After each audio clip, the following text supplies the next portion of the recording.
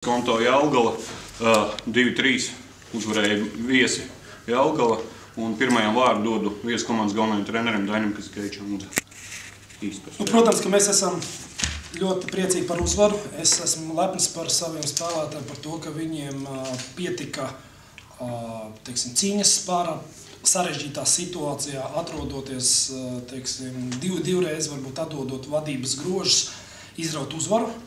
Tā pašā laikā es gribu teikt tā, ka pirms spēles jau bija skaidrs, ka būs ļoti sarežģīta spēle, jo spēlējām ar šobrīd Latvijas čempionāta līdervienību Skonto. Un tā tas arī iznāca, jo principā no pirmās līdz pēdējai minūtē laukumā ritēja cīņa par katru bumbu, par katru momentu. Neskatoties uz to, ka mēs esam uzvarējuši spēli, mēs noteikti no savas kluba puses rakstīsim oficiālu vēstuli Futbola federācijas tiesnešu komitejai un pieprasīsim viņiem skaidrojumu un vērtējumu šīs dienas spēles tiesnešu darbībai. Un tiklīdz mēs viņu sagaidīsim, mēs viņu arī publiskosim noteikti savā mājaslapā. Vairāk neko nekomentēšu, jo es neesmu tiesīgs komentēt tiesnešu darbību, zinot to, ko es te pateikšu, ka man uzreiz uzliks sodu, lai to vērtē tiesnešu komiteja. Un tad, kad tas vērtējums būs, tad tie cilvēki, kas šo spēli redzēja, varēs novērtēt, cik kompetenti, cik profesionāli mūsu tiesnešu komiteja spēja novērtēt savu padoto darbu. Paldies Dainim. Vārds Марином Пахарам, Skonto главным тренером. Расстроенные, конечно, мы поражением.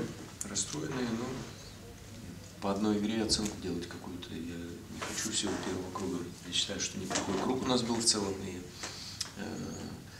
сегодня потеряли мы сразу 3 игроков состава, причем оборонительные игроки.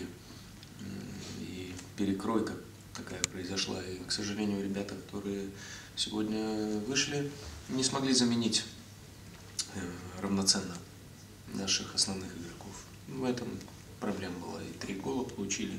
В общем-то, не обязательно их было.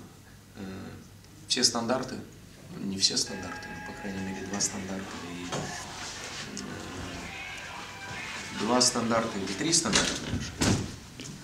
Это сильное качество Елгавы. В принципе, мы знали об этом, готовились к этому. Но я говорю, что, к сожалению, пропустили.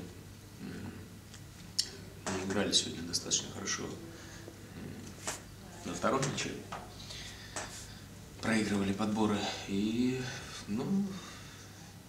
хотели малой кровью выиграть. Не хотели напрягаться.